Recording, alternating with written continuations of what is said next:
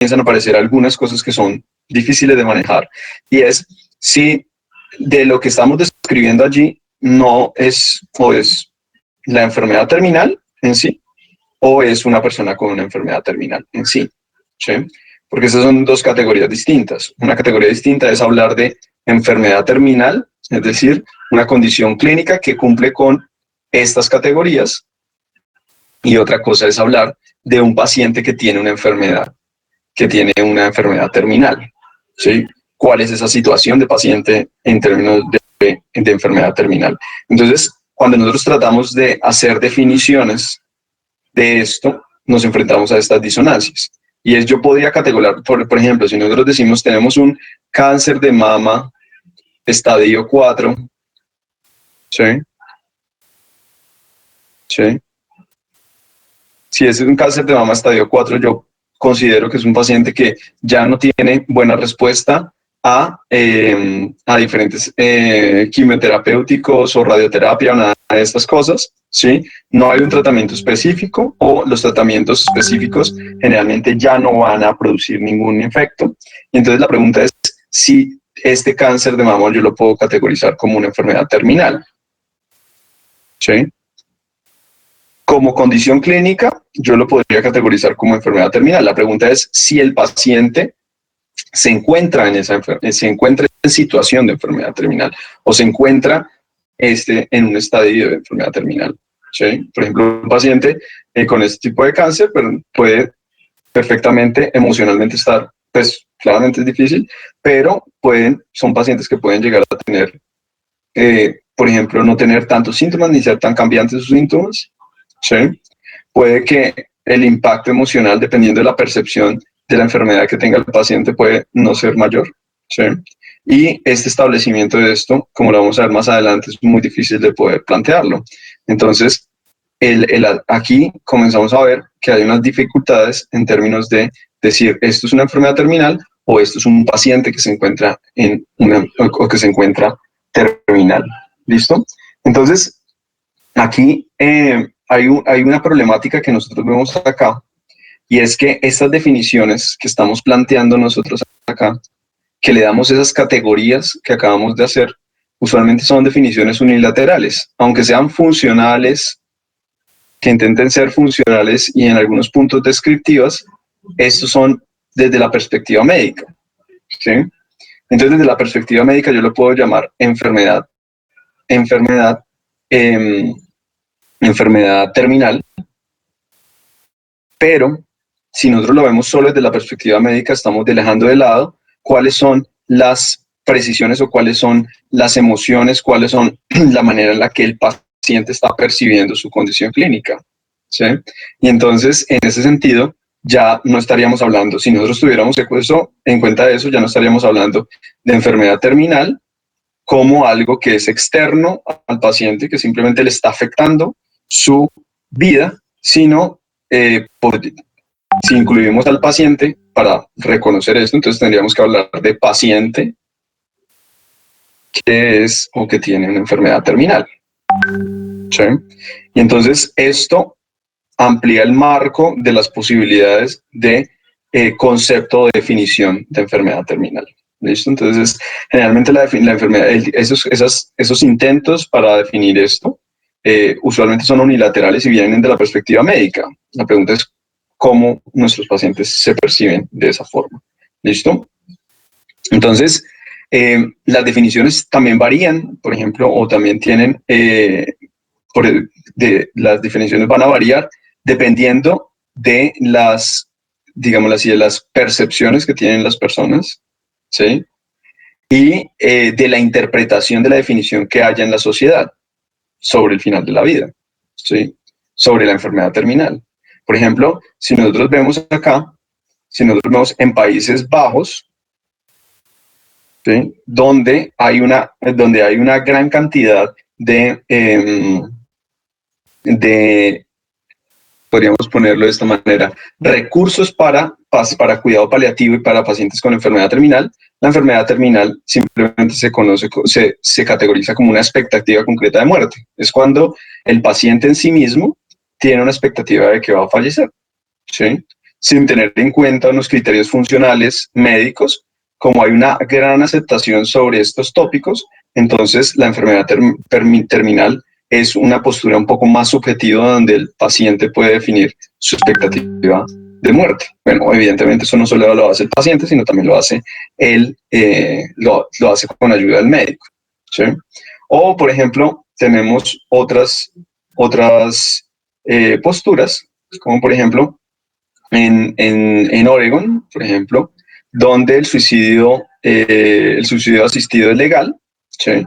Entonces, aquí hacen una definición por ley, por ejemplo, hacen una definición que es muy cerrada sobre la enfermedad terminal, que es toda condición clínica que puede llevar a la muerte en un plazo menor, hasta un plazo menor de 6 meses, por ejemplo.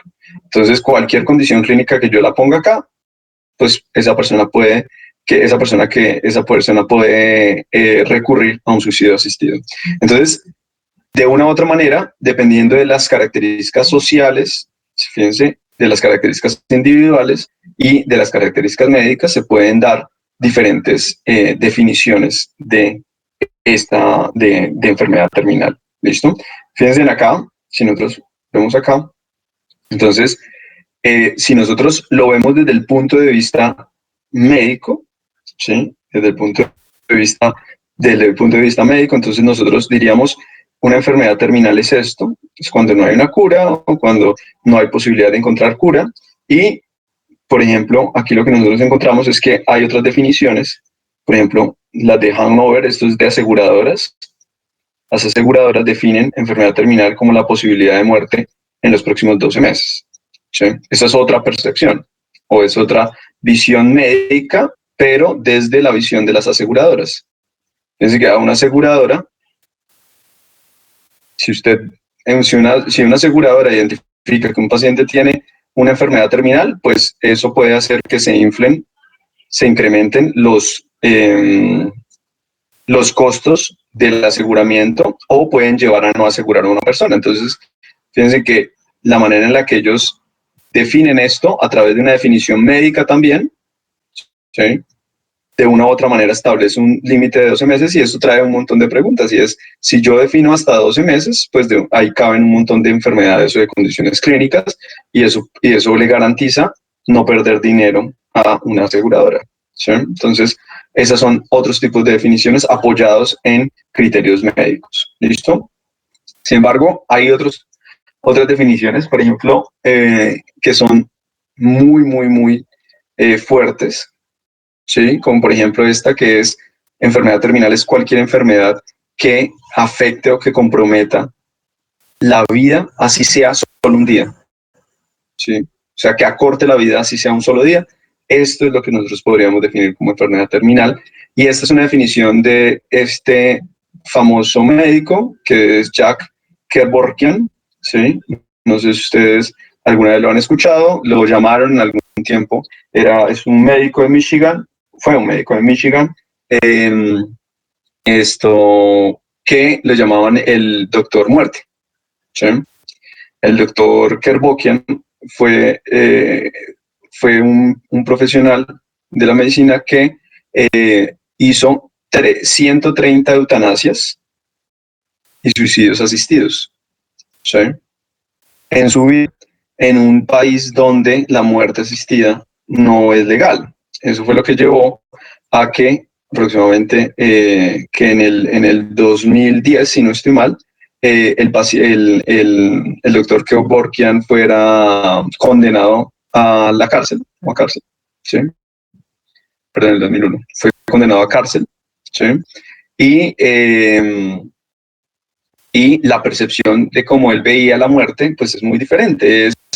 Generalmente los pacientes lo que en muchas ocasiones algunas personas pelean sobre las definiciones de muerte que él tenía este médico era que ni siquiera los pacientes estaban sufriendo cuando asistían cuando requerían o cuando pedían los servicios de eutanasia o de suicidio asistido, ¿sí? Entonces, ni siquiera estaban sufriendo o muchos ni siquiera tenían enfermedades que se pudieran concebir así desde el punto de vista médico, enfermedades que fueran pensadas como enfermedades terminales. Sin embargo, fíjense que si yo me centro en la definición individual o en la definición subjetiva, que es la que no se tiene en cuenta de la manera unilateral médica,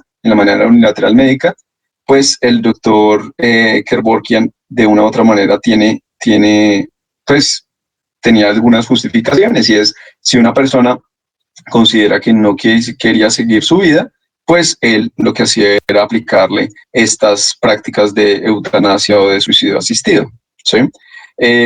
Incluso hay una película de él que se llama You Don't Know You Don't Know Jack, no sé si ustedes la han visto, que es con Al Pacino.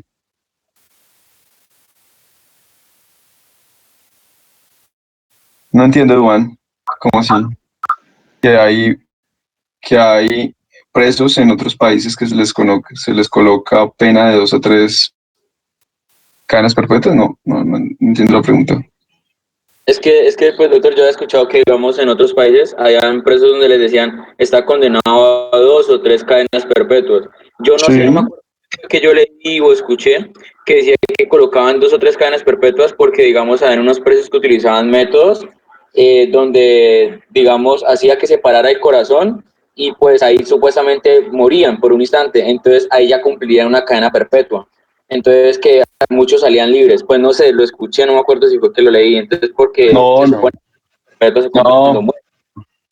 No, pues no, digámoslo así, eso, definir la muerte, esas definiciones de muerte, por ejemplo, simplemente porque una persona entra en un estado, por ejemplo, no sé, una catalepsia, o porque tiene una falla, un infarto, tiene un paro cardíaco que de una u otra manera no es fulminante o no culmina en su muerte, pues eso legalmente no es considerado una cadena perpetua realmente. Eso no tiene ninguna definición. Las definiciones de muerte son muy claras, y pues eso no lleva a eso. Estos son más formalismos realmente. Cuando a una persona le dicen que le van a poner, por ejemplo, 5 cadenas perpetuas, es un formalismo, simplemente para mostrar cuál es la relación entre el delito y la condena. ¿Perdón? Entonces, por ejemplo, si un delito X implica una cadena perpetua, pero esa persona hizo delito X1, delito X2, pues la carga de condena pues va a ser mucho mayor. Entonces, de esa manera realmente esto sirve más para dejarle claro a la gente que cuando hace ese tipo de cosas, pues nunca va a volver a salir de la cárcel. O más bien, de esa manera queda marcado cómo funciona la relación entre el delito y la condena. ¿Sí? Pero no tiene que, generalmente no funciona así. Todo bien, valió. Aquí, lo que nosotros aquí tenemos es realmente el caso del doctor Kevorkian. Sí es un caso muy bien definido, donde, como decimos, él practicaba la eutanasia y el suicidio asistido a todo el que cumpliera con este criterio, ¿sí? O con criterios como estos, por ejemplo. Una enfermedad que no tenía esperanza, una enfermedad desesperante, una enfermedad que es incurable, una enfermedad que de una u otra manera no tenía expectativa de vida, una enfermedad que llevaba una vida sin sentido, ¿sí? Todas estas eran posibles definiciones de, de enfermedad terminal, en este caso para el doctor Kevorkian, ¿sí? Como les decía, hay una película que es con Al Pacino, que se llama You Don't Know Jack, que de pronto es interesante verla. Es más o menos, es el caso sobre el abogado que llevó, es la película sobre el abogado que llevó el caso del doctor Kevorkian, ¿sí? Que era cómo se defiende, cómo se plantea la noción de muerte y la noción de sufrimiento en el mundo, ¿sí? Porque pues esto es una gran discusión, y es qué es el sufrimiento para una persona, ¿sí? ¿Cómo o a qué le llamaremos nosotros sufrir y a qué no le llamamos nosotros sufrir, ¿sí? Para algunas personas el sufrimiento es una cosa, ¿sí? Es, por ejemplo, un paciente depresivo puede sentir de diferente forma el sufrimiento que una persona que no tiene un estado depresivo, ¿sí? Entonces, digámoslo así, en este marco es donde nosotros tenemos esta discusión sobre las definiciones de enfermedad terminal. ¿Listo? Como decimos, la norma también tiene unas definiciones. Entonces, por ejemplo, esta es la definición que nos da la ley, la 1733 del 2014, que esta es la norma que creo que nosotros ya habíamos hablado de ella, que es la de Consuelo de Saavedra, ¿sí? Acá en Colombia, que es la que regula los servicios de cuidados paliativos para el manejo de pacientes con enfermedades terminales o degenerativas. No sé si ya lo habíamos hablado, sí, lo habíamos hablado cuando hablamos de voluntades anticipadas. Entonces, en esta norma, el artículo 2 define para nosotros o para nuestro país, nuestro contexto, cómo se va a definir un paciente con enfermedad terminal. Entonces, fíjense en que esta definición es de una u otra manera, es una definición muy, de una u otra forma unilateral. Es una enfermedad en fase terminal, ¿sí? Es un enfermo en fase terminal, todo aquel que tenga una enfermedad o condición patológica grave, ¿cierto? ¿Esto quién lo define? Pues claramente lo va a definir un médico, ¿sí? Que después de un carácter progresivo y irreversible, con pronóstico fatal próximo o en plazo relativamente breve, ¿sí? Por ejemplo, esto es lo que decíamos al principio, estos son definiciones muy ambiguas que dejan abierto el espacio para muchas cosas, ¿sí? Entonces, pronóstico fatal próximo o relativamente breve y que no sea susceptible a un tratamiento curativo y de eficacia comprobada, ¿listo? Entonces, si nosotros vemos esta definición, es una definición, digámoslo así, desde el punto de vista legal, es una definición unilateral, ¿sí? Fíjense que no está teniendo en cuenta cuáles son las percepciones del paciente, ¿sí? Y además es una definición muy abierta, ¿sí? Si nosotros lo pusiéramos, por eso es que hay tantas discusiones en la actualidad en nuestro país acerca de la eutanasia, el suicidio asistido, el tratamiento, los cuidados paliativos, porque realmente nosotros primero que todo somos un país que no tenemos una muy buena, como vamos a ver ahorita al final, no tenemos una muy buena disposición frente al cuidado paliativo, o sea, no hay grandes centros de cuidado paliativo, no hay una gran cantidad de instalaciones para esto, tampoco hay una muy buena educación respecto al final de la vida, ¿sí? Nosotros generalmente somos un país que tenemos una noción donde la vida es lo más importante, ¿sí? Incluso tenemos, al ser un país que tiene una gran cantidad de personas de religión católica, de una u otra forma concebimos que la muerte no es una forma de dejar de existir, sino es la trascendencia, ¿sí? E incluso dentro de la noción cristiana y católica es la reencarnación en cuerpo y alma, y esa es la noción de trascendencia que nosotros concebimos acerca de la muerte, ¿sí? Entonces, una educación acerca del final de la vida no tenemos. Tenemos algunas percepciones acerca del final de la vida, pero no tenemos educación sobre el final de la vida, ¿sí? Y además tenemos legislaciones o digamos así, tenemos normas que son también unilaterales, que son de una u otra manera solo administradas por el médico, ¿sí? Es el médico el que define todo este tipo de cosas, entonces es el que dice quién está en fase terminal y quién no. Entonces, en un contexto como el que poníamos nosotros ahorita, de una sociedad que tiene poca educación en el final de la vida, poca educación sobre la muerte, poca, que tiene unas características morales muy marcadas, ¿sí? Muy bien definidas, etcétera, etcétera, pues esto puede prestarse o se presta para una gran cantidad de discusiones, ¿sí? Entonces, esa es más o menos la definición que nosotros tenemos en nuestro país, ¿sí?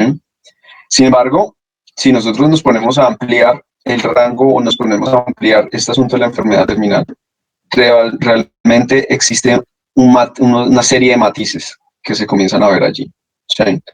¿Por qué? Porque Por ejemplo, una cosa es hablar de una enfermedad incurable avanzada, ¿sí?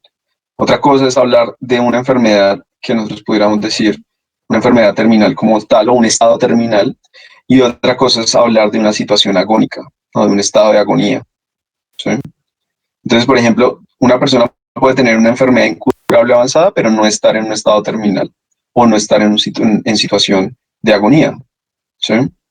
O una persona puede estar en, en, en, en enfermedad terminal y no estar agónico, ¿sí? Entonces, cuando nosotros comenzamos a ampliar un poco más esa definición, comenzamos a encontrar otras categorías que comienzan a aparecer y que comienzan a ponernos o a hacer un poco más difícil llegar a, llegar a plantearnos o a plantearnos la pregunta acerca de si el paciente está enfermo, si está terminal o no está terminal, ¿sí? Entonces, fíjense que una enfermedad incurable avanzada, ¿qué es? Es una enfermedad claramente que no tiene un tratamiento, ¿sí?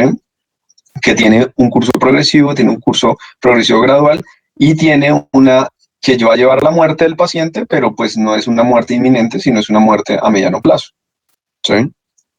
Por ejemplo, si nosotros definimos situación de agonía, la situación de agonía es ese estado que precede a la muerte, ¿sí? Es un estado directo o es el estado inmediato que precede a la muerte. Por ejemplo, aquí tenemos algunas fases que están muy relacionadas con las fases terapéuticas en los cuidados paliativos, y es la fase terminal o el estado terminal, que generalmente el estado terminal es esa fase de una enfermedad en donde esa enfermedad, de una u otra manera, su pronóstico o los tratamientos que nosotros podemos implantarle a esa persona van a estar definidos porque, o van a estar restringidos porque el pronóstico de la enfermedad es de meses, ¿sí? La fase preagónica es cuando el pronóstico de la enfermedad, o sea, el pronóstico de muerte es semanas, y la fase agónica es cuando la muerte es casi inminente, que se dan días. Y esta fase agónica puede estar categorizada, ¿por qué? Porque el paciente comienza a presentar cambios del estado eh, eh, psicofísico, ¿sí? Por ejemplo, comienza a presentar encamamiento, presenta disminución del nivel de conciencia, presenta, por ejemplo, síndrome confusional, dificultad para la comunicación con las personas, ¿listo? O también presenta, la otra cosa que puede presentar son dificultades para la ingesta de alimentos o para la ingesta, en especial para la ingesta de la medicación, ¿sí? Y esto en el marco de un nivel, de una disminución del nivel de conciencia, y además presenta otros síntomas físicos, psíquicos, emocionales, que pueden estar relacionados con la enfermedad crónica que tiene de base, ¿sí? Pero que son muy amplios y que son muy variados, ¿ok?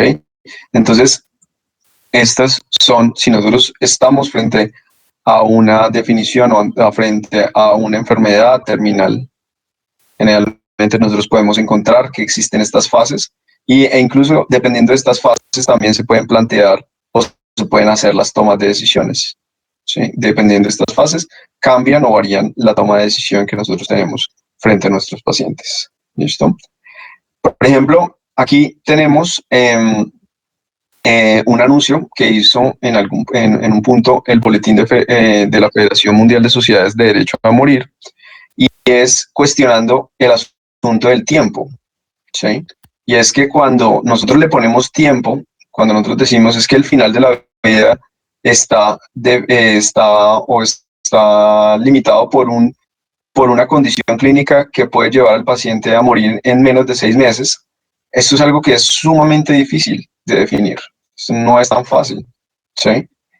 Por ejemplo, esto puede llevar a que se den situaciones como la siguiente, y es que entre más largo nosotros le pongamos la expectativa de vida al paciente, por ejemplo, si yo le digo a un paciente que tiene 2 meses de vida, ese paciente tiene, o de una u otra manera, va a sufrir, digamos, si tiene esos 2 meses, y en esos 2 meses va a tener un espacio, un periodo de sufrimiento. Pero si yo le pongo al paciente que va a morir en 12 meses, son 12 meses sufriendo, ¿sí? Son 12 meses donde ese paciente va a, digamos así, en este caso, pues es la percepción que tiene el paciente, ¿no? Es como se dispone el paciente, es, si a mí me dicen que yo voy a morir 12 meses, me voy a quedar 12 meses sufriendo hasta que el día que me llegue a morir, ¿sí?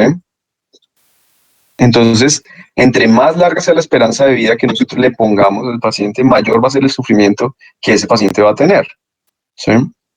Entonces, de una u otra manera, algo que se debe incluir dentro de la legislación, ¿sí?, es el sufrimiento del paciente, es tener en cuenta la noción de sufrimiento del paciente y no solo una medida de tiempo, que eso es uno de los grandes inconvenientes que se tienen acá. Por ejemplo, estos son algunos comentarios que hace el doctor Stevens, ¿sí?, que es un médico muy reconocido en cuidado en radiología oncológica. Y él, por ejemplo, él dice, realmente es muy difícil llegar a predecir la expectativa de vida que puede llegar a tener un paciente, ¿sí? Esto que sale en las películas que dicen, mire, por ejemplo, todas estas definiciones que hemos visto unilaterales desde el punto de vista médico, suponen o son tan ficcionales como esas películas que le dicen a la gente, donde le dicen a la gente, es que usted le quedan 8 meses de vida, ¿sí? Y realmente es muy difícil poder establecer ese tiempo de vida, ¿sí? Generalmente, esos tiempos de vida, nosotros lo hacemos a través de unos análisis estadísticos, es decir, determinado grupo de personas que tienen determinada enfermedad, que nosotros consideramos que es una enfermedad grave, que es una enfermedad degenerativa, crónica, etcétera, etcétera. Generalmente ese grupo de personas, el tanto porcentaje se muere, por ejemplo, el 80% fallece a los 8 meses. Entonces, cuando un paciente llega a nosotros que tiene la enfermedad X y nosotros le decimos, le decimos 8 meses, es porque nosotros suponemos que la mayoría de las personas tiene, o la mayoría de las personas fallecen a los 8 meses, ¿sí? El problema es que lo mismo que siempre hemos dicho, y es que no hemos tenido en cuenta ese 20%, ¿sí? Y es si este paciente puede caer dentro de ese chance del 20%. Entonces, poder definir una probabilidad de muerte, generalmente nosotros lo hacemos a través de una noción de muerte que está definida desde el punto de vista estadístico o una definición poblacional definida desde el punto de vista estadístico. Y lo que nosotros vemos es que realmente hay una gran variabilidad alrededor de esos números. Claro, puede ser de menos tiempo incluso, ¿sí?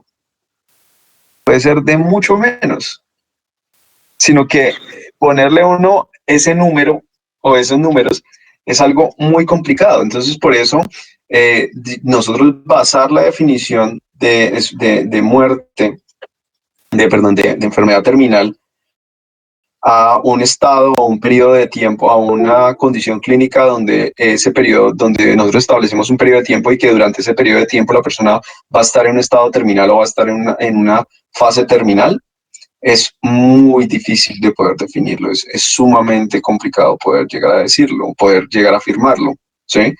Entonces Diego dice, puede ser menor, claro, puede ser menor, como puede ser mayor, realmente hay una gran variabilidad en el curso de las enfermedades, sea cual sea la enfermedad que estemos hablando, si estamos hablando de una enfermedad oncológica, o sea que estemos hablando de una enfermedad no oncológica en fase terminal, ¿sí?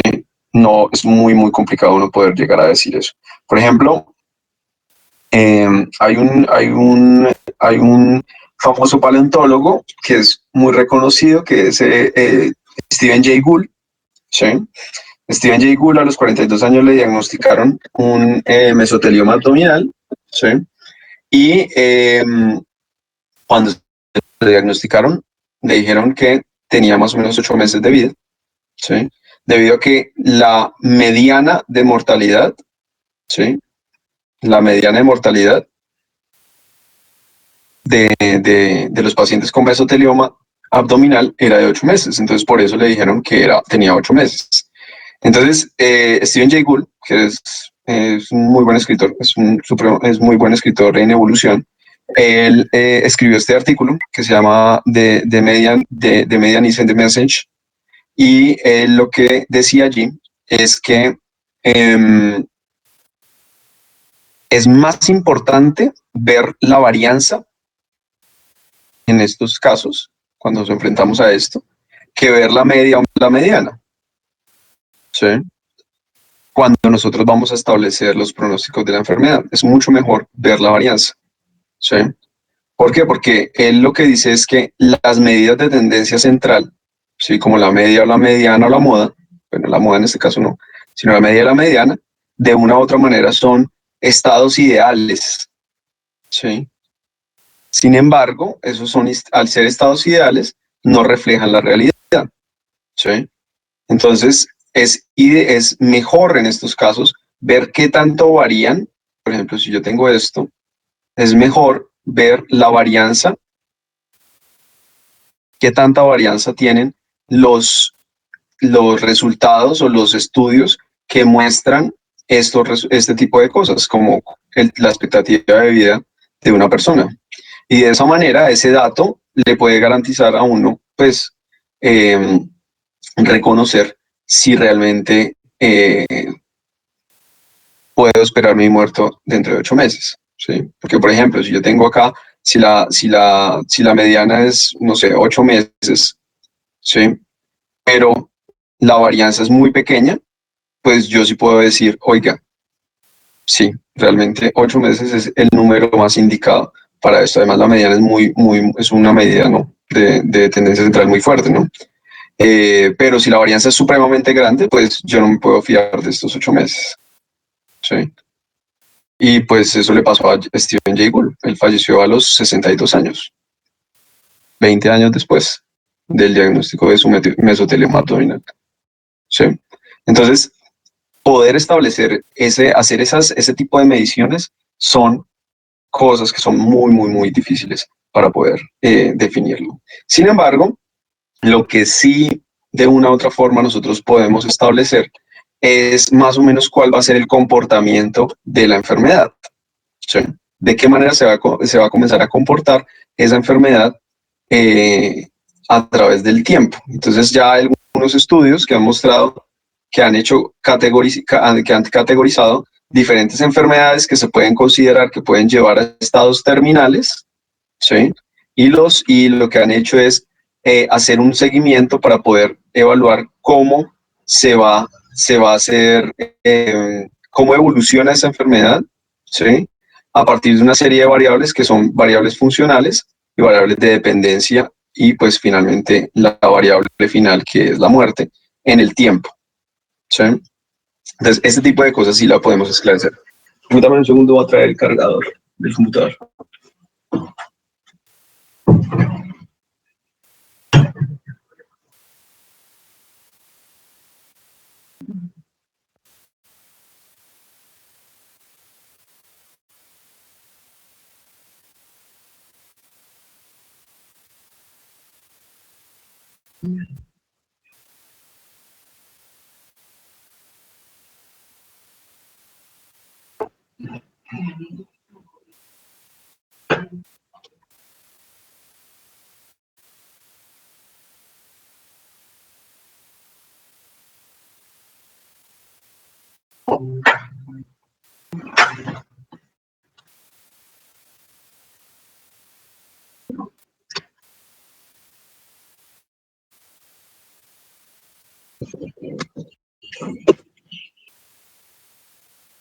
Ok, entonces, por ejemplo, este es un artículo bien interesante que es sobre los perfiles de muerte o de cambios que se van dando en 4 tipos de enfermedades, entonces, en 4 tipos de condiciones en donde se encuentra al final de la vida, que es, por ejemplo, la muerte súbita, casos como el cáncer, por ejemplo, acá, donde podemos ver que las personas presentan un declive funcional rápido, más o menos, casi lo que dicen es que más o menos casi 4 meses antes de la muerte, generalmente es donde más se ve el declive funcional del paciente. ¿Sí? Entonces, fíjense que si nosotros tenemos la condición del cáncer, si nosotros aquí tenemos el momento del desarrollo del cáncer, ¿sí? Entonces la funcionalidad va a ser permanente durante un tiempo, ¿okay? Y llega un punto en el que cae su funcionalidad y entra en un estado de dependencia y ya entra en un estado terminal, ¿sí? Lo que nosotros trataremos de definir como terminal, ¿ok? Y más o menos a los 4 meses, usualmente, estos pacientes fallecen. Acuérdense que esto es muy variable, esto no es lo mismo, pero de una u otra manera, saber esto es importante para poder pensarnos la manera en la que nosotros vamos a dar tratamiento a nuestros pacientes, ¿sí? Es saber que nosotros frente a un paciente con cáncer, generalmente lo que vemos es una funcionalidad muy constante y tenemos unas caídas muy rápidas. ¿Listo? Diferente de lo que ocurre, por ejemplo, con enfermedades crónicas progresivas, por ejemplo, pacientes con falla cardíaca, ¿sí?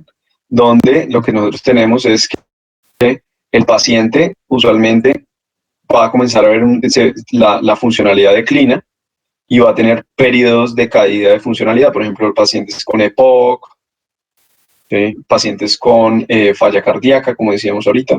Generalmente su comportamiento antes del final de la vida para el final, al llegar a la muerte, generalmente son periodos de declinación de la funcionalidad con caídas de la funcionalidad abruptas durante un tiempo, ¿listo? Hasta que finalmente llega la muerte.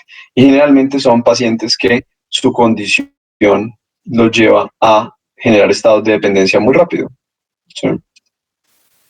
Lo mismo ocurre, por ejemplo, en estos casos. Este es otro escenario que es parecido a lo que comentaba, si no estoy mal, Sebastián, y es lo que ocurre, por ejemplo, en los pacientes que tienen demencia o tienen Alzheimer, ¿sí? Tienen Parkinson o cosas así. Y es que generalmente su condición clínica los lleva a estados funcionales rápidamente de dependencia, ¿sí? Y la progresión o la caída de la progresión de su funcionalidad es permanente todo el tiempo, hasta que finalmente llega la muerte, ¿sí? Obviamente, si nosotros viéramos la muerte súbita, pues sería una cosa así, ¿cierto? Entonces aquí, episodio y murió, ¿cierto? Entonces, estos patrones lo que nos muestran es que no todo lo que nosotros podemos categorizar como enfermedades terminales o lo podemos meter dentro de enfermedades crónicas degenerativas o enfermedades terminales, tienen un mismo comportamiento en términos de la funcionalidad y la dependencia que pueden llegar a tener, ¿sí? Entonces, en ese sentido, nosotros cada una de estas condiciones clínicas no las podemos meter en una misma bolsa, sino que deben ser vistas de manera, digamos así, de manera independiente, ¿sí? Frente a cada una de estas nos podemos enfrentar de una forma diferente. Incluso esto es bien relevante cuando nosotros nos enfrentamos, por ejemplo, a condiciones clínicas o pacientes que tienen múltiples enfermedades, ¿sí? Por ejemplo, pacientes que tienen EPOC más cáncer, ¿sí? Entonces, en esos casos, nosotros tomamos este tipo de expectativas donde vemos una declinación de su condición clínica y de repente aparece cáncer, pues eso va a precipitar rápidamente la muerte del paciente, ¿sí? Entonces, esto lo que hace es plantear, o esto lo que nos lleva a plantearnos, es que la forma en la que la forma en la que nos tenemos que pensar en los modelos de tratamiento y de curación o de tratamiento, de manejo de nuestros pacientes debe también transformarse. Si nosotros vemos que estas condiciones clínicas generalmente se dan, o estas condiciones terminales, generalmente llevan a una caída de la función y finalmente van a terminar en la muerte, pues pensarnos un modelo de terapéutica de esta manera es cuestionable. Fíjense que nosotros usualmente tenemos dos estrategias terapéuticas, una que es la curación, ¿sí? O sea, es generar tratamientos que curen la condición clínica del paciente, y otra que es la paliación, ¿sí? Que es dar tratamientos para aliviar el sufrimiento del paciente, ¿sí?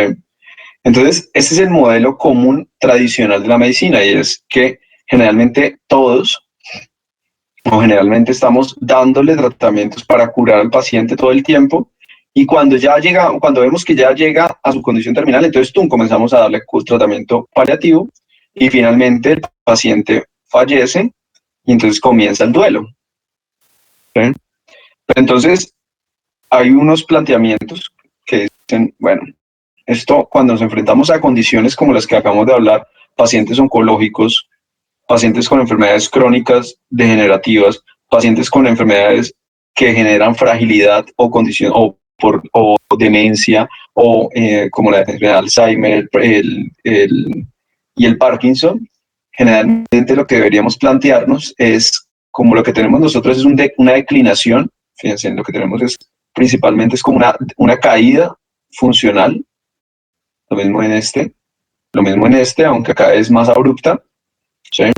Entonces lo que deberíamos plantearnos es una forma, que es un modelo paralelo, esta es una alternativa, que es un modelo paralelo de las posibilidades terapéuticas de nuestros pacientes, y es darle, a medida que las medidas de curación no van funcionando, entonces comenzar a incrementar las medidas de paliación. Entonces, aquí al principio le damos todas las medidas de curación, pero si eso deja de funcionar, entonces vamos a comenzar a darle medidas de paliación. Entonces vamos, y a medida que van disminuyendo las medidas curativas, pues más medidas de paliación le vamos a hacer. Entonces quiere decir que comenzamos con las medidas paliativas desde el principio, ¿sí? En estos pacientes, ¿ok?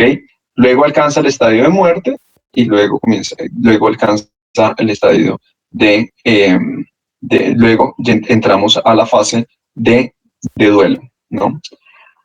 Sin embargo, una de las propuestas más relevantes en la actualidad es esta, que es el modelo integrativo, y es combinar el modelo paralelo, ¿sí? Que es comenzar a dar tratamiento paliativo desde el principio, ¿sí? Para aliviar el malestar del paciente, ¿sí? Desde el principio, no esperar a que llegue a un estado donde ya creamos que sí lo necesita, sino de inmediato comenzar un tratamiento paliativo y a la vez comenzar el duelo inmediatamente, ¿sí?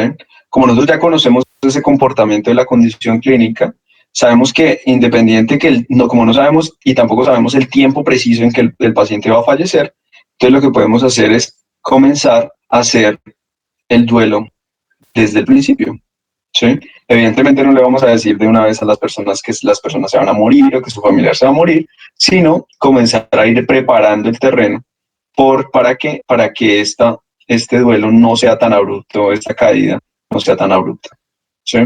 Entonces, estos modelos que son modelos integrativos, generalmente son los más aceptados en la actualidad en las unidades de cuidado paliativo, ¿sí? Entonces, esos son algunos modelos terapéuticos que pueden existir. ¿Listo? Ahora, ¿cómo nosotros definimos en qué momento ese paciente ya comienza a requerir, comenzamos nosotros a pasar de un meramente curativo, sí, perdón, acá, comenzamos a definir de un meramente curativo y comenzamos a instaurar prácticas de paliación cuando de una u otra forma comenzamos a ver evidencia de síndrome de declinación funcional en los pacientes, ¿sí? Entonces, para poder definir el síndrome de declinación funcional es cuando el paciente comienza a perder capacidades funcionales, ¿sí? Entonces, para esto hay un montón de escalas, ¿sí? Vamos a hablar de las que más se utilizan en la práctica clínica, que son, por ejemplo, el Karnofsky, ¿sí? El Karnofsky es una escala que nos va a permitir o que nos permite definir cuál es el desempeño y la dependencia que tienen los pacientes. Entonces, un Karnofsky menor de 40 ya nos indica que tenemos que comenzar comenzar a implementar cuidados paliativos, independiente que la expectativa de muerte esté lejos, como decíamos acá. Entonces, comenzar en este punto. ¿Okay? Por ejemplo, esta, que es la escala ECOG, ¿sí? Que es la del grupo de oncología de Oriente, ¿sí? donde si nosotros tenemos un valor de 4, en ese momento nosotros deberíamos comenzar, o ya se debería comenzar a hacer todos los cuidados paliativos inmediatos, ¿sí? Cuando el paciente, por ejemplo, ya queda encamado al 100% del día, necesita mucha ayuda para todas las actividades diarias, ¿sí? Para su higiene, para la movilización, entonces en ese momento deberíamos instaurar un tratamiento o un manejo inmediatamente ya paliativo. Por ejemplo, hay otros índices, el índice de pronóstico paliativo, el índice, el estatus de rendimiento paliativo, que es si es menor o igual a 50, la escala de Bartel, que esto es también de funcionalidad, ¿sí? Algunos otros índices, como por ejemplo el PAB, que también es un índice paliativo, es un test de paliación que clasifica grupos. Entonces aquí tenemos nosotros, si los pacientes están en el grupo A, B y C, entonces en ese sentido tienen que comenzarse o se deben iniciar estas prácticas. Hay otros índices como el índice de comorbilidad de Charlson, que lo que nos va a decir es si el paciente, dependiendo de las comorbilidades que tengan, si ese paciente va a tener o puede llegar a fallecer en un tiempo corto. Entonces, si es superior a 8.5, se debe hacer. Pacientes, por ejemplo, el Mini-Mental, para poder definir el estado cognitivo que tiene el paciente. Si el paciente tiene un Mini-Mental modificado menor de 14, en ese sentido, el paciente debería ya iniciársele todos estos cuidados. Y hay algunas nociones también que no solo se usan en oncología, sino se usan en muchas otras condiciones clínicas de esta categoría, que son, por ejemplo, mediciones de albúmina sérica por debajo de 2.5, también se consideran o se conciben como medidas para definir cuándo comenzar esos cuidados. ¿Listo? Entonces, si nosotros devolvemos acá, entonces es este punto. ¿Ok? Entonces, continuar tratar de hacer medidas curativas, pero inmediatamente, cuando los pacientes comenzamos a ver esas clasificaciones, comenzamos a plantearnos iniciar el tratamiento paliativo. ¿Listo? ¿Por qué? Porque ese paciente ya está llegando a un estado que es muy difícil de controlar. Por ejemplo, acá, piensen que si lo vemos en estas gráficas otra vez, por ejemplo, si nosotros estuviéramos hablando de en qué momento debería ocurrir eso, entonces aquí es en los pacientes oncológicos, es cuando llegan a esta etapa de funcionalidad, esta caída, donde la muerte está muy cercana. Cuando estamos hablando de pacientes con enfermedades crónicas degenerativas, sería este punto de acá, ¿sí? Que fíjense que acá va declinando la funcionalidad. Y si estamos hablando de pacientes que tienen algunas nociones de fragilidad o demencia, comenzaríamos en esta etapa, ¿sí? En este punto. ¿Okay? Que este es mucho más rápido.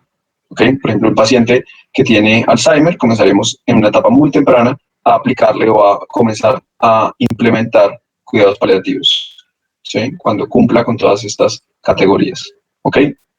Por ejemplo, cuando Sebastián preguntaba, nos decía acá, si el paciente tiene cáncer cerebral, pero el paciente no está del todo bien en cuanto a que se le olvidan cosas así, al paciente no se le informa la situación, sino que la familia decide tenerlo en la casa, ahí ya hay una falta, puesto que el paciente no sabía realmente lo que sentía. Bueno, la pregunta era muy diferente, pero por ejemplo, en ese tipo de pacientes, cuando el paciente tiene aquí el problema es no sé si el problema de Sebastián es cómo darle la información al paciente, o si si está correctamente, o si es correcto que los papás, los familiares le escondan información al paciente. Si esa es la pregunta, es diferente. Es diferente y eso es ya de cómo dar información a los pacientes.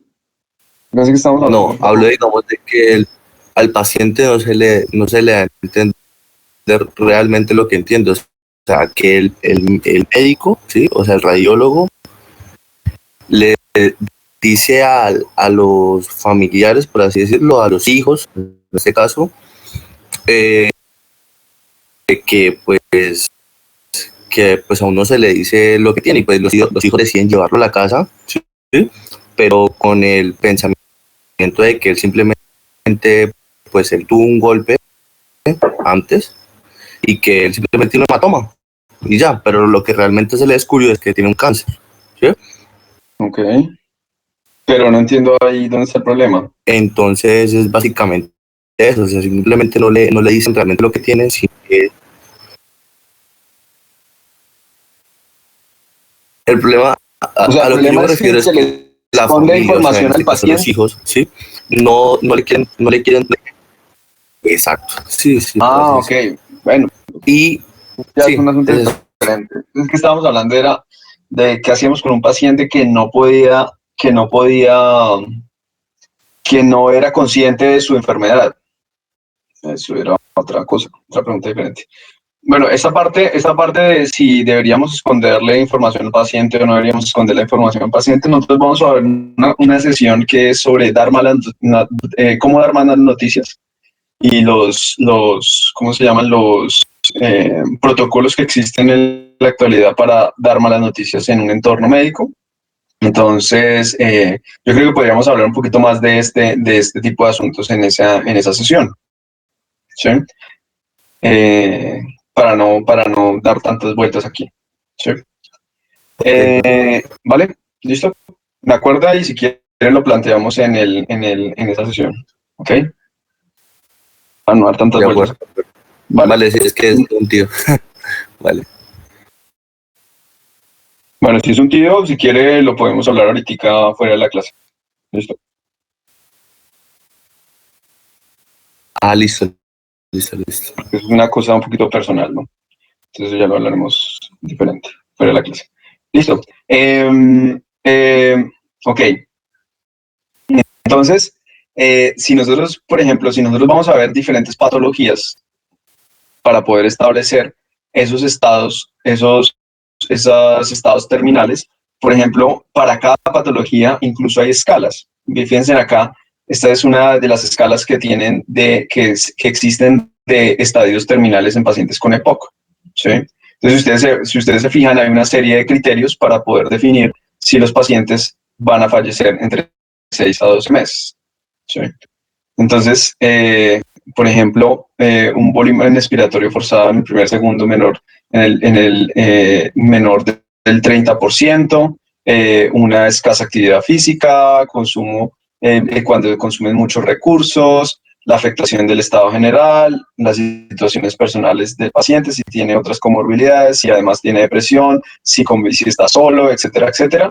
Estos criterios, de una u otra manera, nos pueden o pueden en el paciente con EPOC definir cuáles son las condiciones. Entonces, si ustedes se fijan, a esto es a lo que queremos llegar. A lo que queremos llegar es que no todos los pacientes son iguales en sus estadios terminales, ¿sí?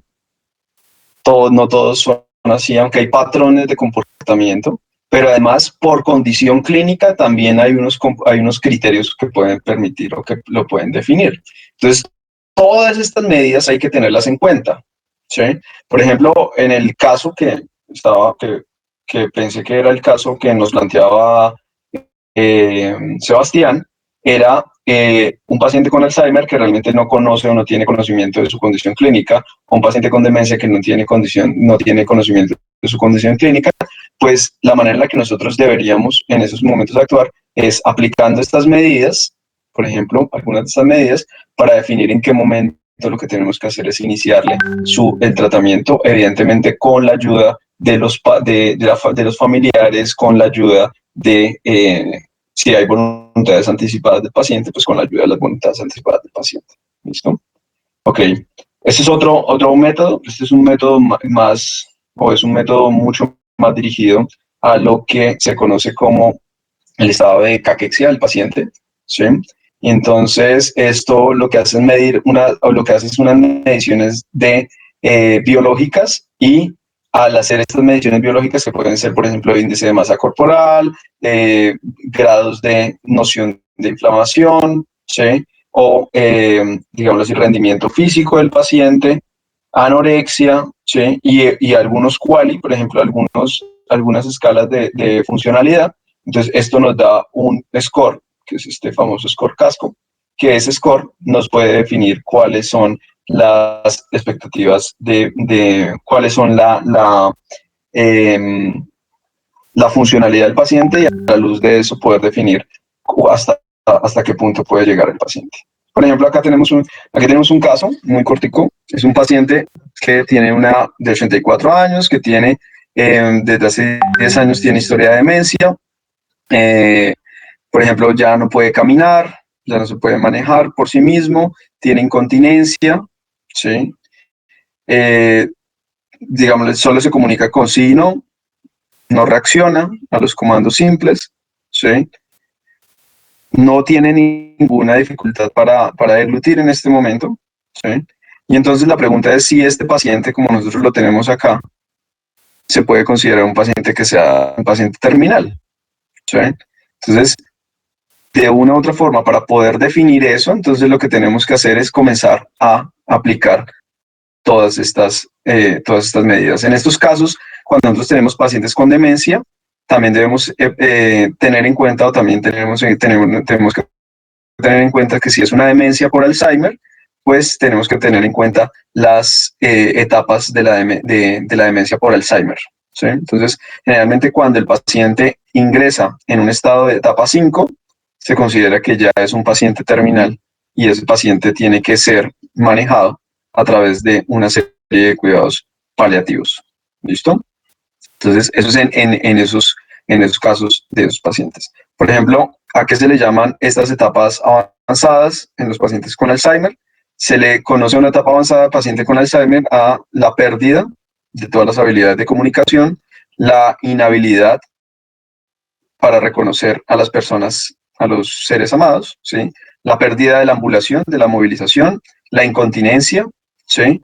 Y la pérdida de peso. Entonces, si ustedes se dan cuenta, este paciente cumple con estos requisitos, ¿sí?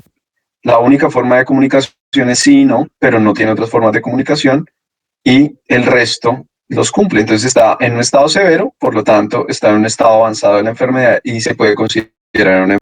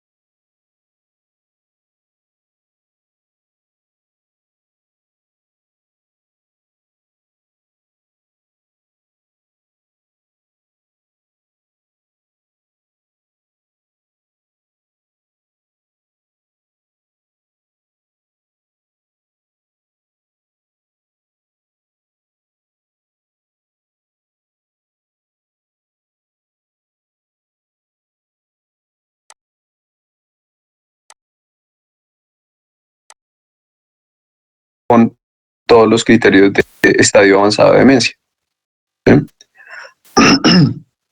Incluso cuando se ve estos valores, cuando se ven estas medidas de tendencia central frente a los pacientes que cumplen con todos estos criterios de estadios tardíos, por ejemplo, de severos que comienzan en la etapa 5, ¿sí? Generalmente estos pacientes presentan o tienen un promedio de vida de 2 años. Entonces, por eso decíamos que cuando llegan a ese estado, entonces hay que comenzar a iniciar el tratamiento que nosotros podríamos decir que es el tratamiento paliativo, ¿sí? Y bajo un modelo integrativo, entonces tendríamos que comenzar con el duelo. Sería lo más correcto en ese tipo de casos. ¿Listo? Ok.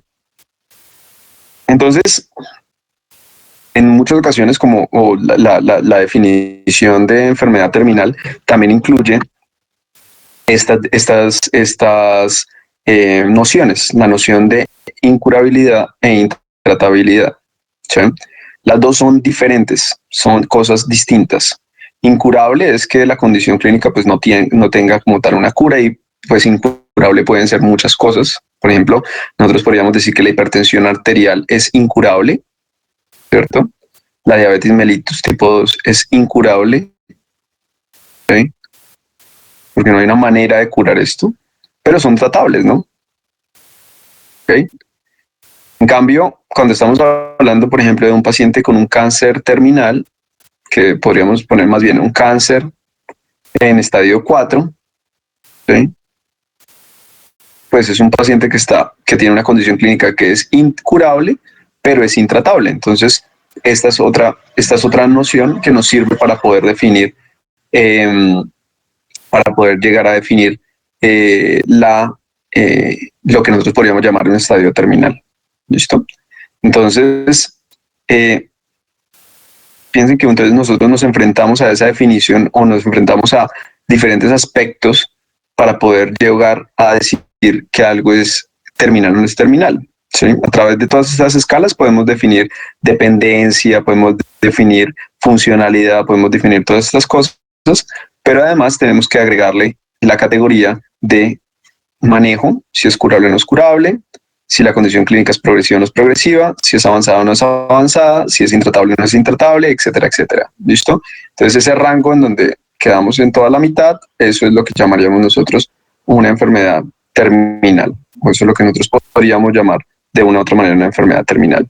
Sin embargo, nos enfrentamos a un dilema muy grande, que era uno de los dilemas que habíamos puesto en el principio, y es que lo único que hemos hecho durante todo este tiempo es tratar de considerar o tratar de poner la enfermedad terminal en un contexto que nosotros podamos establecer límites o marco, que nosotros podamos establecer límites de qué es lo que es terminal y qué es lo que no es terminal. Entonces, todo lo que se encierra acá es terminal y todo lo que sale de acá es no terminal. Entonces, fíjense que si es intratable, es terminal. Si es incurable, entraría como terminal. Si el paciente entra en dependencia, es terminal. Si el paciente entra en por ejemplo, si el paciente entra en disfuncionalidad o en una baja funcionalidad, también se podría considerar como, pues lo podríamos considerar como, o más bien la sumatoria de todos estos los podemos considerar como el marco para decir que esto es una enfermedad terminal. Sin embargo, aquí lo que estamos haciendo nosotros desde nuestra perspectiva médica y desde la perspectiva investigativa, tratar de definir ese marco para poder establecer en qué momento vamos a comenzar las terapéuticas o en qué momento vamos a comenzar la terapia. Sin embargo, esto se enfrenta a un dilema que es mucho más fácil de entenderlo en inglés, por eso estas dos definiciones están en inglés. ¿Por qué? Porque en inglés existen tres palabras que significan enfermedad, que es disease, illness y sickness. Ustedes se han dado cuenta, en inglés podemos hacer estas tres diferencias y las tres tienen definiciones o son definiciones distintas de enfermedad. En cambio, nosotros en el español solo tenemos la palabra enfermedad. Incluso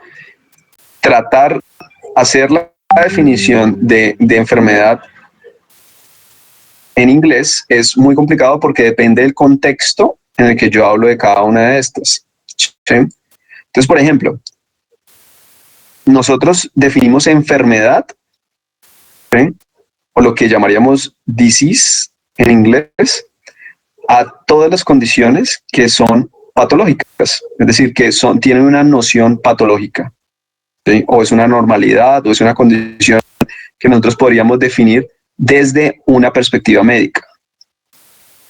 ¿Sí? Desde una perspectiva médica. Entonces, desde una perspectiva médica, yo puedo decir que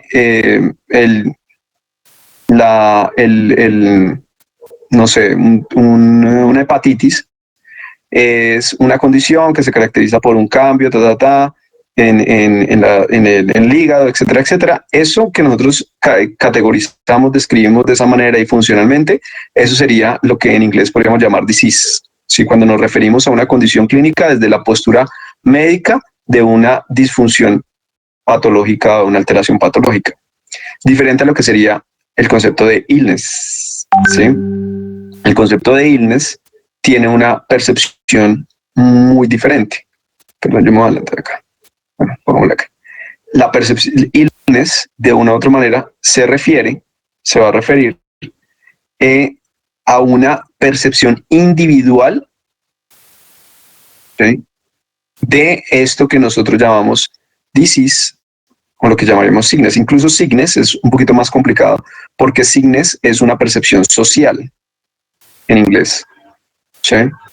Entonces, por ejemplo, no sé si ustedes han visto en las series en televisión o si han estado en entornos en donde se hable en inglés, donde cuando las personas hablan de alguien que está enfermo, se refieren a sickness, ¿sí? Cuando una persona habla de sí mismo, es illness, y cuando el médico se refiere a la condición que tiene determinada persona, es disease, ¿sí? Y estas distinciones así como las ponemos idiomáticas en términos de los conceptos, disease, illness y sickness, realmente son muy útiles para, por ejemplo, cosas como las enfermedades terminales, ¿sí? Puede que nosotros todo esto lo metemos en una palabra que es enfermedad, ¿sí? Pero estas distinciones son muy útiles cuando hablamos de pacientes con enfermedad terminal, con condiciones clínicas terminales. ¿Listo? Entonces, por ejemplo, fíjense que acá, esto es una definición que hace Callahan en un reporte que hace en el Hastings Center, ¿sí? Y es cómo definimos que el uso de la palabra disease, de una u otra manera, cuando lo hablamos en términos de una condición clínica, generalmente la palabra disease tiene un impacto muy fuerte en las personas, ¿sí? Porque sugiere que hay algo disfuncional en ese sujeto y es algo que no me compete a mí. Es decir, yo como médico veo una enfermedad sobre el otro, ¿sí?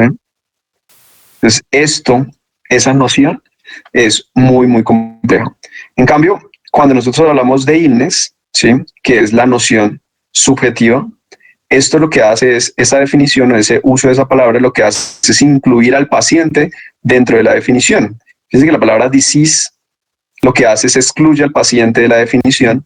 En cambio, el illness, al ser una noción subjetiva, supone al paciente dentro de la definición porque tiene en cuenta la forma en la que la persona percibe su enfermedad o su condición clínica.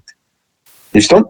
Entonces, esta noción subjetiva de percepción es importante cuando nosotros nos referimos a las condiciones clínicas, ¿sí?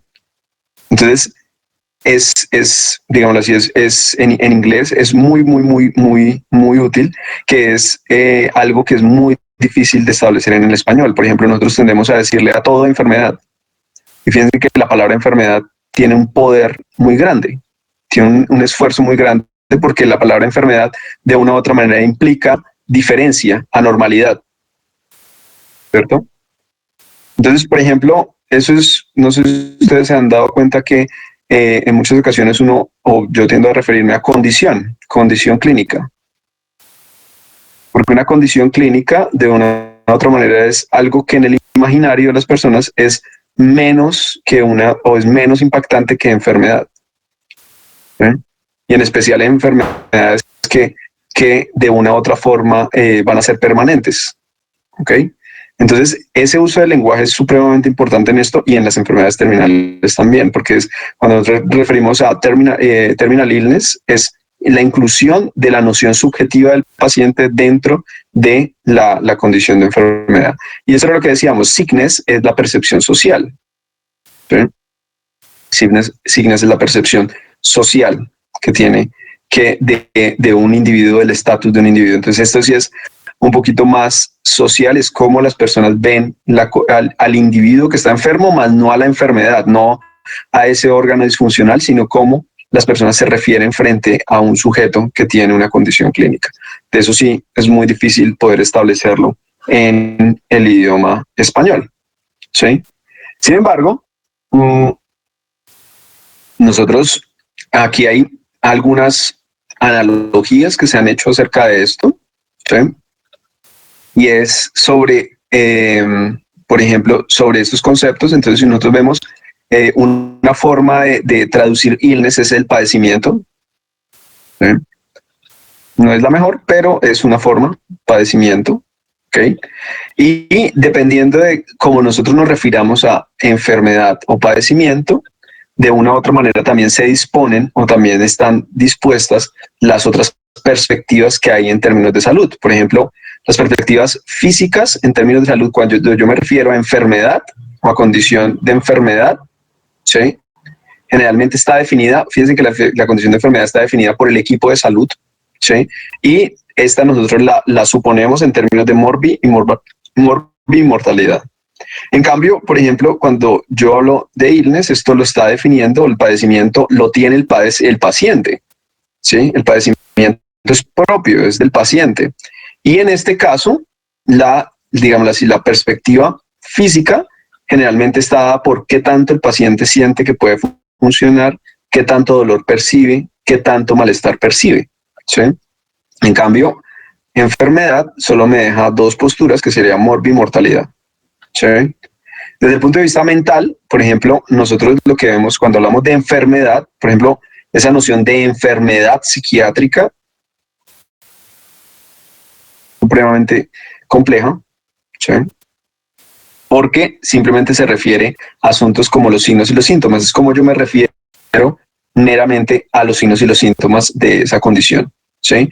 En cambio, si yo me refiero al padecimiento, el padecimiento como es individual, supone no solo los signos y los síntomas, que eso sería la postura unidireccional, sino que también tiene en cuenta los sentimientos, los estados de ánimo que tiene el paciente en términos mentales, ¿sí?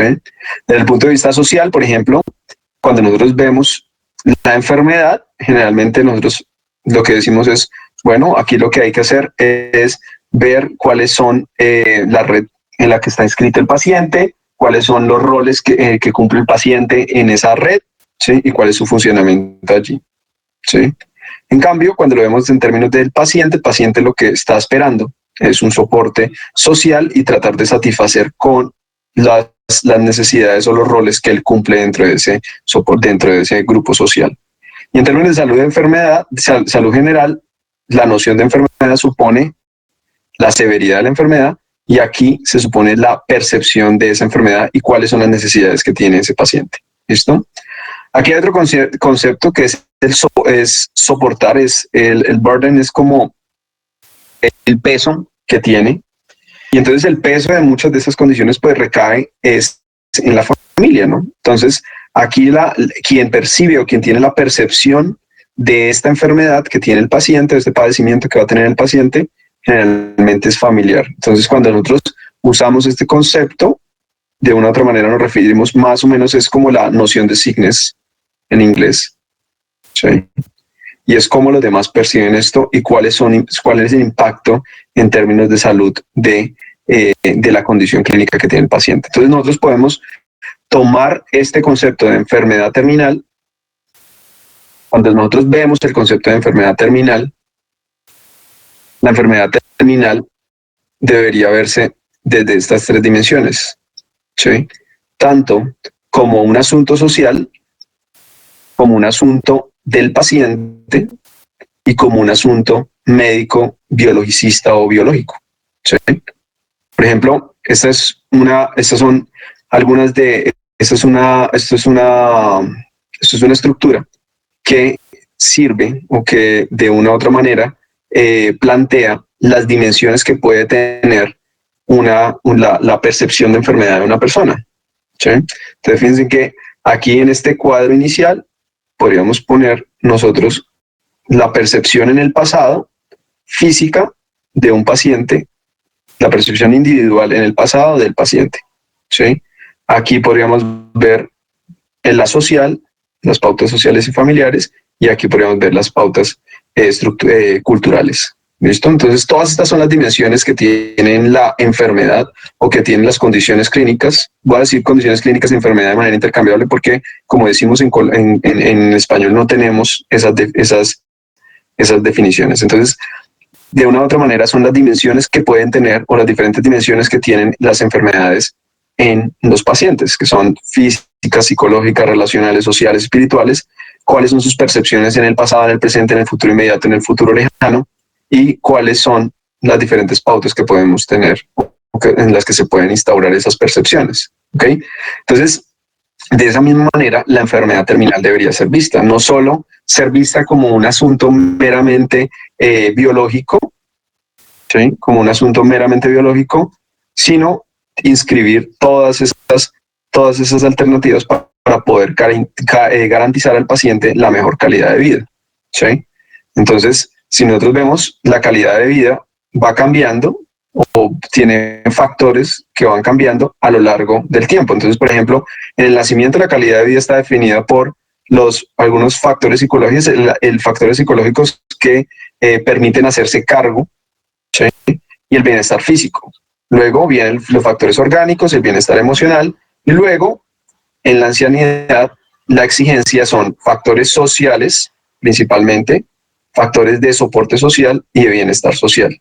¿Sí? Entonces, cada vez que nosotros nos vamos volviendo, cada vez que nosotros vamos acercándonos a este estado de ancianidad, generalmente vamos requiriendo más de esta dimensión social de la que carece muchas veces la medicina. ¿Ok? Entonces, en este estado de ancianidad y en especial en las condiciones que llamaremos o que llamamos enfermedades terminales, la dimensión social debe ser incluida, la manera en la que se percibe la condición clínica y evidentemente también la percepción individual de la persona. ¿Listo? Esa es la manera en la que deberíamos percibirlo. Entonces, de una u otra forma, la enfermedad terminal debe ser vista como una entidad biológica, o sea, como disease, ¿sí? También debe ser vista como una entidad individual, ¿sí? Y también debe ser vista como sickness, como una enfermedad o como una condición social, ¿sí? Entonces, por la complejidad que está inmersa en esa condición, deberíamos intentar verlo de esa forma. ¿Listo? Y esto especialmente porque porque las percepciones únicamente biológicas o las percepciones de enfermedad que son meramente médicas, ¿sí? O las percepciones meramente individuales de la enfermedad, realmente pueden verse truncadas por las mismas condiciones clínicas. Por ejemplo, el hecho que una condición clínica no progrese no es sinónimo de que una condición clínica patológica o que no haya una progresión patológica no quiere decir que la enfermedad en sí no haya cambiado. Por ejemplo, el hecho que la progresión, la noción de disease no cambie, eso no quiere decir que la noción de sickness cambie o no cambie, ¿sí? Porque son percepciones distintas de la condición clínica. Y eso se puede ver, por ejemplo, en algunos estados como, por ejemplo, los síndromes de vigilia sin respuesta permanente o lo que llamamos estado de vegetativo permanente o en los estados de anencefalia, ¿sí? ¿Por qué? Porque en estas condiciones clínicas, generalmente lo que nosotros conocemos muy poco desde el punto de vista médico, usualmente lo que vemos es que hay muy baja progresión de la condición clínica inicial que llevó a este estado. El individuo no lo tenemos porque, por ejemplo, si está en un estado vegetativo permanente, pues el individuo no tiene manera de comunicarse con el medio para expresarnos cuáles son su dolor. Entonces la noción social sí tiene un valor o sí comienza a ser bastante importante o si tiene, digámoslo así, sí es muy poderoso. Por ejemplo, hay unos casos emblemáticos de esto donde estas definiciones de final de la vida son muy borrosas y que de una u otra manera han marcado la historia de la medicina y han llevado a que tengamos que cuestionarnos todos estos asuntos del final de la vida y de las enfermedades terminales, como por ejemplo el famoso caso de Karen Ann Kinlan, que es el primer caso que se planteó en los Estados Unidos acerca del debate sobre la eutanasia. Es un caso que se dio en 1975, donde Karen era una joven de 21 años de edad, ¿sí? Que decidió en un momento dado para una fiesta hacer una dieta supremamente estricta, ¿sí? el día de la fiesta, 2 días antes de la fiesta, ella dejó de comer todo lo que podía generar. Lo único que comió ese día, esos días, fue 2 rebanadas de pan, ¿listo? Y decidió irse para la fiesta, y en esa fiesta comenzó a consumir alcohol, incluso tuvo un consumo de tranquilizantes, consumió Valium, ¿sí? Y durante la fiesta, lo que ocurrió fue que Karen se fue de la fiesta, se fue a dormir a uno de los cuartos del anfitrión, y luego uno de los amigos entró a la casa y ella se encontraba inconsciente y no podía respirar, ¿sí? Entonces la llevaron de urgencias al hospital, y lo que encontraron fue que la paciente tenía una falla autonómica y tenía una falla respiratoria, hizo una anoxia y la tuvieron que poner un respirador, ¿sí? Un ventilador, ¿ok? Luego se hicieron algunos exámenes y se encontró que la paciente estaba en un estado vegetativo, ¿ok? De una u otra manera se comenzó a realizar una serie la familia comenzó a solicitar, por ejemplo, en la paciente, como ella estaba en un estado vegetativo, no podíamos saber si ella estaba sufriendo o no estaba sufriendo. Desde el punto de vista médico, no había progresión de la condición clínica, ¿listo? Entonces, en el 1976, los papás solicitaron al personal médico que pudiera ser la interrupción, que interrumpieran el darle tratamientos o seguirle dando tratamiento a Karen, ¿sí? Hay algo muy particular acá, y es que a ella los médicos dijeron: no le vamos a quitar los tratamientos que se le van a dar, ¿sí? No se le va a quitar el ventilador, no se le va a quitar nada de estas cosas. Eso se llevó a la Corte Suprema, pero se llevó a la Corte Local, ¿sí? En donde la Corte Local estuvo de acuerdo con los médicos. Los papás siguieron insistiendo legalmente y finalmente lograron quitarle el ventilador para dejarla a morir. Y lo que ocurrió es que ella siguió viviendo sin el ventilador. Entonces, al seguir viviendo sin el ventilador, pues se concibió que ella seguía todavía viva, pongámoslo así, o sea, tenía una autonomía, ¿sí? Y de una u otra manera se cesaron todos los esfuerzos para poder quitarle la alimentación. Y luego, cuando ya los padres vieron que estaba, digamos así, que no mejoraba durante el tiempo, solicitaron quitarle la alimentación, se volvió a llevar a estrados y finalmente no se le logró quitar la alimentación porque los Estados Unidos pues son muy estrictos con esto, eran muy estrictos en ese tiempo. Finalmente, 10 años después de esto, Karen falleció en 1985 por una neumonía, ¿sí? 10 años donde ella estuvo en ese estado, ¿sí? Este es otro caso famosísimo, que es el famoso caso de Nancy Cruzan,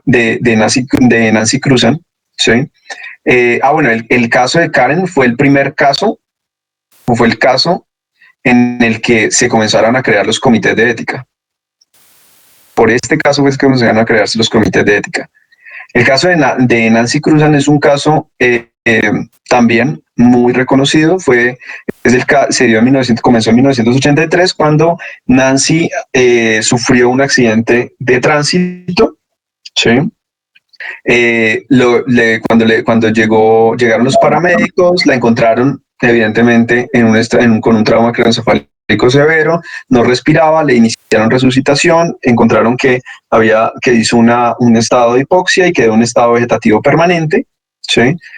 Se le puso tubos de alimentación, se le puso ventilación inicialmente, luego se le quitó la ventilación, ella siguió respirando, o sea, está en un estado de vigilia permanente, ¿sí? En vigilia sin respuesta permanente, ¿sí? Y finalmente ella se fue muy reconocido porque se hicieron un montón de cruzadas, porque los papás comenzaron a solicitar que se le quitara la alimentación para dejarla fallecer, para dejarla morir. Entonces, este es uno de los casos iniciales o es otro de los casos que llevan a la noción o que hacen que hacen la solicitud del acto de muerte digna en los Estados Unidos o el derecho a morir en los Estados Unidos. ¿Qué es lo particular de este? Este fue que definió una cosa, y es que definió que para yo poder definir la muerte de una persona que no había dejado una voluntad anticipada, generalmente lo que se requiere, lo que se va a requerir en estos casos es que la persona o que existan razones suficientes y convincentes para poder desconectarla. Si no existen, no se puede desconectar. Entonces, eso es uno de los resultados. Otro de los casos súper conocidos es el de Terry Schiavo. Este es un caso parecido al de Karen, ¿sí? Porque este caso es un caso también de una mujer que perdió mucho peso y hacía unas dietas muy estrictas. Hizo una bulimia severa y finalmente hizo un infarto como consecuencia, al parecer, de ese ejercicio o de esa bulimia en la que ella se encontraba.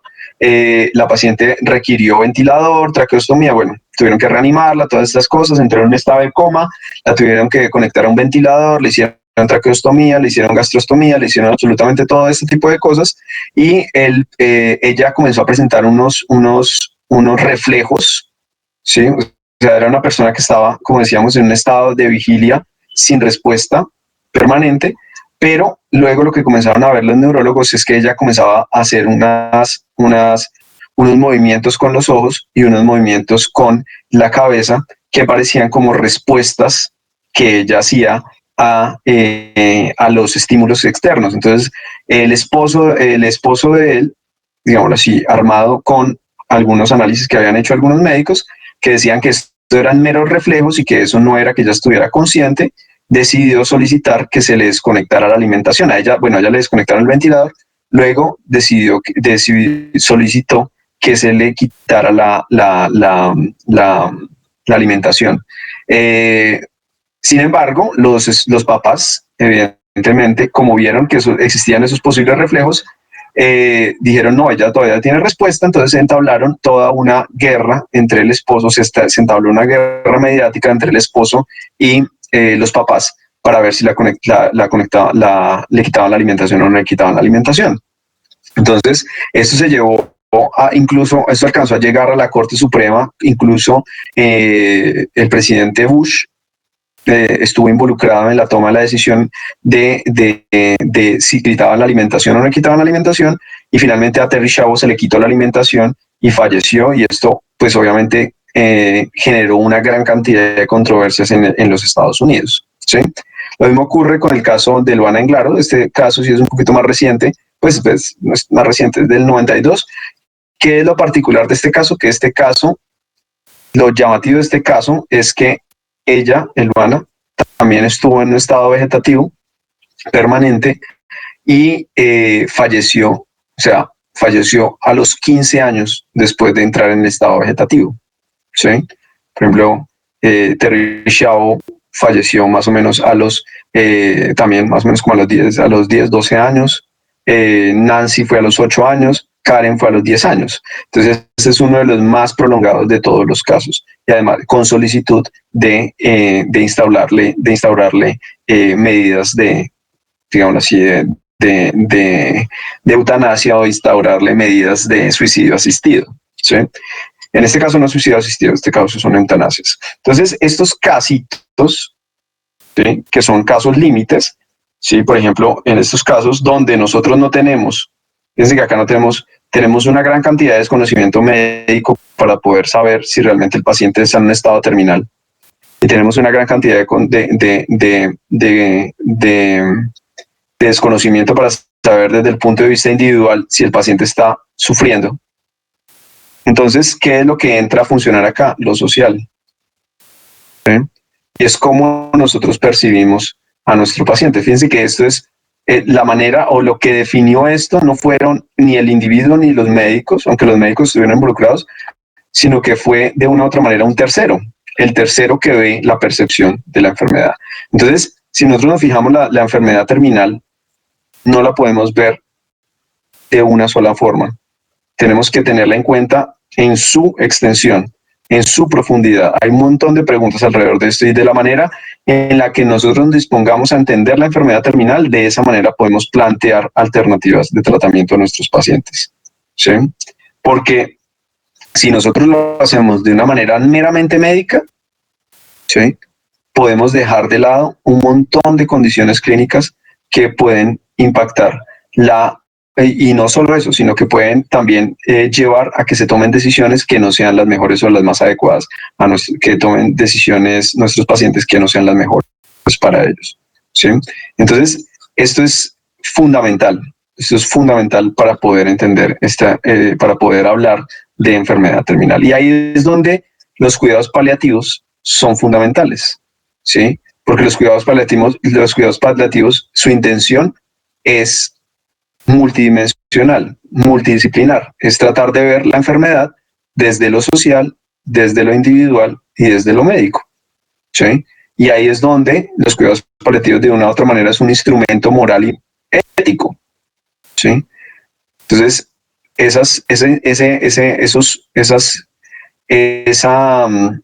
ese planteamiento, ese ideal de poder instaurar tratamientos desde el inicio, todas esas cosas son, de igual modo, herramientas éticas que nos pueden servir a nosotros para dar pistas de cómo deberíamos manejar este tipo de pacientes o cuando nos enfrentamos a este tipo de pacientes. Fíjense que ahí no hemos hablado de muerte. La noción de muerte es otra. Esto es otro cuento. ¿Ok? Bueno, entonces vamos a dejar ahí. Luego continuamos con todo lo que tiene que ver con cuidado paliativo y toma de decisiones en la unidad, en los cuidados paliativos. La idea era poder llegar hasta este punto, que hay simplemente era la conclusión, y es que la definición de enfermedad terminal es un asunto supremamente borroso. Y lo mismo el entablar terapéuticas en términos a la luz de las enfermedades terminales es sumamente complicado. Entonces, luego vamos a llegar la idea es llegar en la siguiente sesión a hablar de las tomas de decisiones frente a los pacientes que tienen condiciones clínicas que pueden ser terminales, cuáles son las estrategias para tomas de decisiones y cuáles son las diferentes preguntas o las otras preguntas que vienen acá, como los asuntos de la sedación paliativa, el principio del doble efecto, los principios de proporcionalidad, etcétera, etcétera. ¿Listo? Entonces vamos a dejar acá. Seguimos la siguiente sesión. ¿Listo? Listo, doctor. Gracias. Vale, muchas gracias. Vale, que esté muy bien. Gracias, doctor. Está bien. Vale, Hasta luego. chao.